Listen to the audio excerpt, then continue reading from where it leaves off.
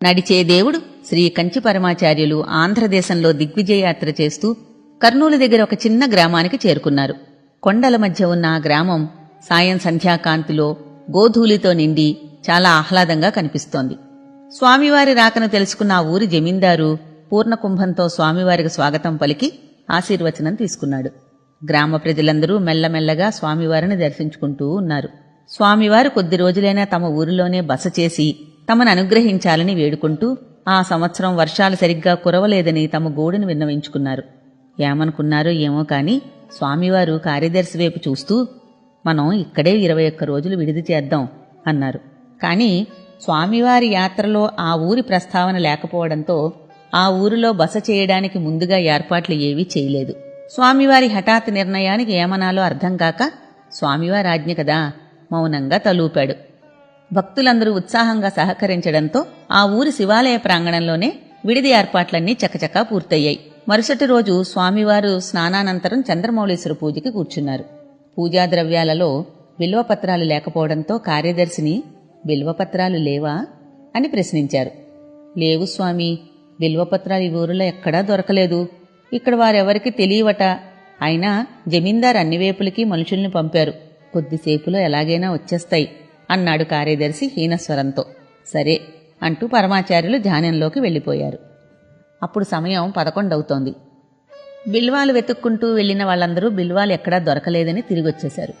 కార్యదర్శికి ఏం చేయాలో అర్థం కాలేదు. బిల్వాలు లేకుండా స్వామివారు చంద్రమౌళీశ్వర పూజ చేయరు. పూజ చేయకపోతే స్వామివారు భిక్ష తీసుకోరు. ఇంకా 21 రోజులు ఇక్కడే గడపాలి. ఏం చేయాలో పాలుపోక కళ్ళనిండా నీళ్లతో మూల కూలబడ్డాడు. సమయం 11:30 అయింది. ధ్యానంలో ఉన్న స్వామివారు కళ్ళు తెరిచారు. ప్రశాంతంగా ఉన్నారు.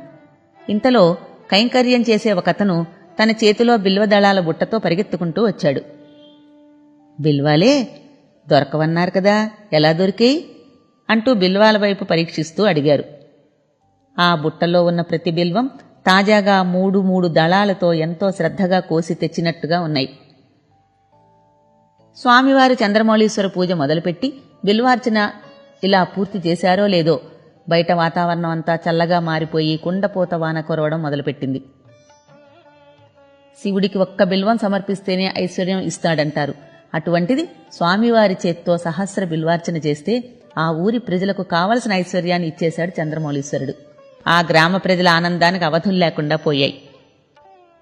స్వామివారు పూజ ముగించి అందరికీ ప్రసాదం ఇస్తూ, బిల్వాలు ఎవరు తెచ్చారో వారిని పంపండి, ప్రసాదం తీసుకుంటారు అన్నారు కార్యదర్శితో.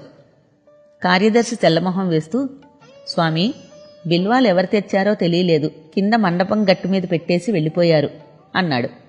ఓహో, చంద్రమౌళీశ్వరుడే తన పూజ కోసం తానే తెచ్చిపెట్టినట్టున్నాడు అన్నారు నవ్వుతూ పరమాచార్యులు. ఆ ఊరి జనాల సందోహంతోనూ స్వామివారి అనుగ్రహ భాషణంతోనూ ఆ రోజంతా గడిచిపోయింది. మళ్లీ మరుసటి రోజు వచ్చింది. సుమారు 9 గంటలకి కార్యదర్శి వెళ్లి చూడగా క్రితం రోజు బిల్వాలు కనిపించిన చోటే నవనవలాడుతూ బిల్వాలు దర్శనమిచ్చాయి. కార్యదర్శి చుట్టూ పరికించి చూశాడు. అక్కడ ఎవరూ కనిపించలేదు. సరే అనుకుంటూ బిల్వాలు తీసుకువెళ్లి స్వామివారి ముందు ఉంచాడు. బిల్వాలు చూడగానే, ఎవరు తెస్తున్నారో తెలిసిందా అని అడిగారు స్వామివారు. లేదు స్వామి అంటూ తలూపాడు కార్యదర్శి.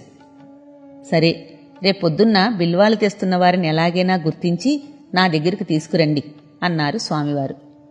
మరుసటి రోజు పొద్దున్నే కార్యదర్శి ప్రతిరోజు బిల్వాలు కనిపించే చోట కాపు కాసి నిలుచున్నాడు. సుమారు 8 గంటలవుతోంది. ఒక 12 ఏళ్ల బాలుడు బిల్వాల బుట్ట చెప్టా మీద పెట్టి వెళ్ళిపోబోయాడు. కార్యదర్శి వెంటనే అడ్డుపడి, స్వామివారు నిన్ను తీసుకురమ్మన్నారంటూ ఆ బాలుణ్ణి స్వామివారి దగ్గరికి తీసుకెళ్లాడు. తప్పైపోయింది, క్షమించండి స్వామి అంటూ ఆ బాలుడు బిక్కుబిక్కుమంటూ స్వామివారికి దూరంగా నిల్చున్నాడు. స్వామివారు ఆప్యాయంగా, ఇలా దగ్గరగా రా అంటూ పిలిచారు. ఆ బాలుడిలో ఉన్న బెరుకు కాస్తా పోయి స్వామివారికి కొద్దిగా దగ్గరగా వచ్చాడు. స్వామివారు ఆ బాలుని ఆపాద మస్తకం చూస్తున్నారు. పూజ కోసం బిల్వాలని ఎంతో శ్రద్ధగా భక్తిగా తుంచి తెస్తున్న సంస్కారం ఆ బాలుడిలో కనిపిస్తోంది.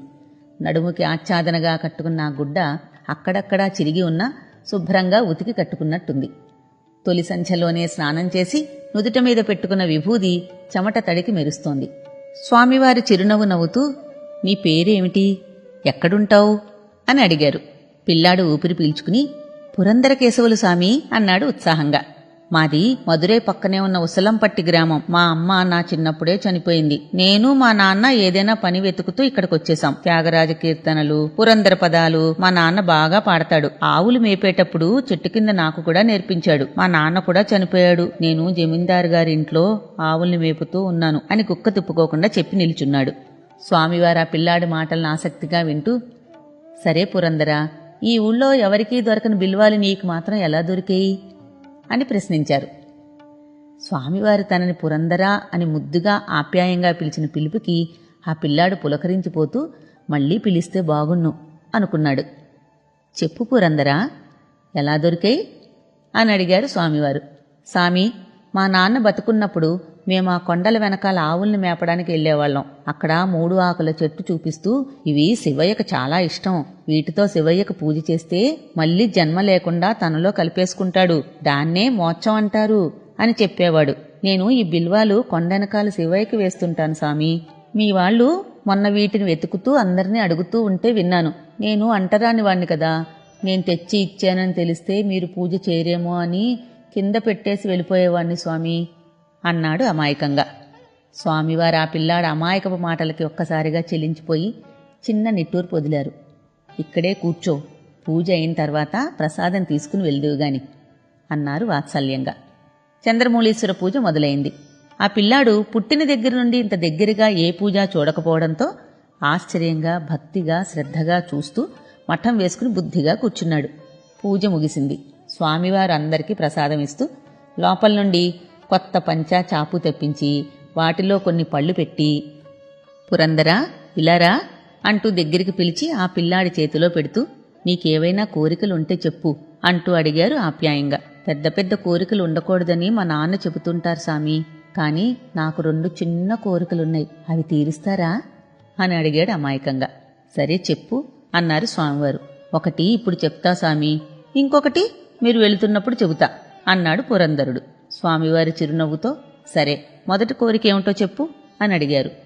వెంటనే పురందరుడు, స్వామి, మా నాన్న నాకు పాటలు నేర్పాడు కదా, మీరు వెళ్లే వరకు ప్రతిరోజు ఒక పాట వినాలి అని అన్నాడు. వెంటనే స్వామివారు ఆప్యాయంగా, సరే పురందరా, రేపటి నుండి ప్రతిరోజు పూజ అయిన తర్వాత ఒక పాట పాడు, నేను వింటాను అన్నారు. వెంటనే పురందరుడొక్క గంతేస్తూ, సరే సామి, రేపొస్తాను అంటూ ఆనందంతో పరిగెట్టాడు. స్వామివారు ఆ పిల్లాడు వెళ్లిన వైపు కొద్దిసేపు మౌనంగా చూస్తూ ఉండిపోయారు. స్వామివారు త్రికాలజ్ఞులు. పిల్లవాడు చెప్పనంతలో తెలియదా ఆ పిల్లవాడి 2వ కోరికేమిటో? పురందరుడిపై స్వామివారు చూపిస్తున్న ప్రత్యేక అభిమానానికి చుట్టూ ఉన్నవారంతా చెలించిపోయారు. మరుసటి రోజు పొద్దున్నే పురందరుడు స్వామివారిచ్చిన కొత్త బట్టలు కట్టుకుని, నుదుటి మీద విభూది రేఖలు పెట్టుకుని, పొడుగ్గా ఉన్న జుట్టుని ముడివేసుకుని, చేతిలో బిల్వదళాల బుట్టతో స్వామివారి ముందు నిల్చున్నాడు. స్వామివారు పురందరుణ్ణి చూసి చిరునవ్వు నవ్వి పక్కనే కూర్చోబెట్టుకున్నారు. స్వామివారి పూజ ముగిసింది. ప్రసాదం అందరికీ ఇచ్చి పురందరుణ్ణి దగ్గరగా పిలిచి, ఏది పాట పాడతాన్నావు, పాడు అన్నారు. పురందరుడు స్వామివారి ఎదురుగా మఠం వేసుకుని కూర్చుని స్వామివారిని చూస్తూ, చంద్రచూడ శివశంకర పార్వతీ రమణ నెనగే నమో నమో అంటూ పురందరదాసు పదం అందుకున్నాడు. పురందరుడి పాటలో పాండిత్యం లేకపోవచ్చు గాని మాధుర్యంతో కూడిన భక్తి కనిపిస్తోంది. అయినా సంగీతం ఏ ఒక్కరి సొత్తూ కాదు. జానపదాల నుండి త్యాగరాజ కీర్తనల వరకు ప్రతి ఒక్కటి పరమేశ్వర సృష్టే. పురందరుడు పాడుతున్నంతసేపు స్వామివారు కళ్ళు మూసుకుని పారవస్యంతో వింటున్నారు. ఆ సమయంలో భక్తులిచ్చిన తులసిమాలని తలమీద అలంకరించుకున్న స్వామివారిని చూస్తుంటే సాక్షాత్తు చంద్రశేఖరుడులాగే దర్శనమిస్తున్నారు. పాటంతా తదేకంగా విన్న స్వామివారు, భేష్ భేష్ పురందరా, చాలా బాగా పాడేవు అంటూ అభినందించారు. ఇలా 21 రోజులు గడిచిపోయాయి. స్వామివారి విజయయాత్ర పూర్తే బయలుదేరారు. స్వామివారి కళ్ళు ఎవరికోసమో వెతుకుతున్నాయి. ఒక మూలగా మౌనంగా నిల్చున్న పురందర కేశవులు కనిపించాడు. దగ్గరికి రమ్మన్నట్లుగా పిలిచారు స్వామివారు. పురందరుడు దగ్గరగా వచ్చి కళ్ళనీళ్లతో నిలబడ్డాడు. చెప్పు పురందరా, నీ 2వ కోరిక ఏమిటి అని అడిగారు స్వామివారు. పిల్లవాడు మెల్లగా నోరు తెరుస్తూ, స్వామి, మా నాన్నగారు ఎప్పుడూ చెబుతూ ఉండేవారు, మనం దేవుడి దగ్గర పెద్ద పెద్ద కోరికలు కోరుకోకూడదు, మనం చనిపోతే మళ్లీ పుట్టకుండా మోక్షం కోరుకోవాలని. ఆ మోక్షం ఇప్పించండి స్వామి అన్నాడు బొటపటా కన్నీరు కారుస్తూ. అంతే. ఆ పిల్లాడి మాటలకు చుట్టూ ఉన్న జనం ఒక్కసారి హతాశులైపోయారు. త్రికాలజ్ఞులైన స్వామివారు మాత్రం ఆ బాలుడి జీవుని తపన ఏనాడో గ్రహించారు. చంద్రమౌళీశ్వరుడి అనుగ్రహంతో నీకంతా మంచే జరుగుతుంది అని దీవిస్తూ పురంధరుడి చేతిలో ప్రసాదం ఉంచి ముందుకు కదిలారు స్వామివారు. ఊరి జనమంతా స్వామివారి వెంట కదిలారు. పురంధరుడు ఒక్కడే అక్కడ మిగిలాడు. కళ్ల నిండా నీళ్లతో అక్కడే వెక్కి వెక్కి ఏడుస్తూ నిల్చున్నాడు. పురందరా అని స్వామివారు ఆప్యాయంగా పిలుస్తున్నట్లే చెవిలో పదే పదే వినిపిస్తోంది. ఇక తనని ఆప్యాయంగా పిలిచేవారెవరు? తన పాటల్ని వినేవారెవరు? ఇక తను స్వామివారిని చూడలేనా అని తనలో తనే రోధిస్తున్నాడు. మనిషికి మనసుకి కులాలు జాతుల రంగులు కాని జీవుడికి అంటించాలన్నా అంటదు. దాని లక్షణం దానిదే. నిరంతరం స్వామివారి వెనకాలే ఉండేవారికి ఇటువంటి తపనే ఉండకపోవచ్చు. కొద్దిసేపటి తర్వాత కోలుకుని తన చేతిలో ఉన్న స్వామివారి ప్రసాదం వైపు చూసి మెల్లగా విప్పాడు. అందులో కొన్ని పళ్ళు, స్వామివారి పటంలో చుట్టిన విభూది, కుంకుమ కనిపించాయి. అంతే, స్వామివారి పటంలో ఉన్న విభూది కుంకుమలని వేరొక కాగితంలోకి మార్చి నలిగిన స్వామివారి పటాన్ని నున్నగా చేసి గుండెలకి హత్తుకున్నాడు ఆనందంతో పురంధరుడు. దూరంగా నడుస్తున్న స్వామివారు ఒక్క క్షణం కళ్ళు మూసుకుని నారాయణ నారాయణ అనుకున్నారు. స్వామివారు ఉన్నట్టుండి నారాయణ నారాయణ అని ఎందుకన్నారో పక్కనున్నవారికి ఎవరికీ అర్థం కాలేదు. స్వామివారి జమీందారుని పిలిచి పురంధరుడి బాగోగులు తనకు తెలియచేస్తూ ఉండమని చెప్పి ఊరి పొలిమేరలు దాటారు. చాలా సంవత్సరాల తర్వాత ఒకరోజు పరమాచార్యులు మధ్యాహ్నం 2 గంటలకి ఉన్నట్టుండి లేచి కామాక్షి పుష్కరిణికి వెళ్లి స్నానం చేసి ధ్యానంలో కూర్చున్నారు. గంట తర్వాత లేచి మళ్లీ స్నానం చేసి మళ్లీ ధ్యానంలో కూర్చున్నారు. ఇలా 6 సార్లు గంటకోసారి స్నానం ధ్యానం చేస్తూనే ఉన్నారు. స్వామివారి వెనకాల వచ్చిన వాళ్ళెవరికీ ఏమీ అర్థం కావటం లేదు.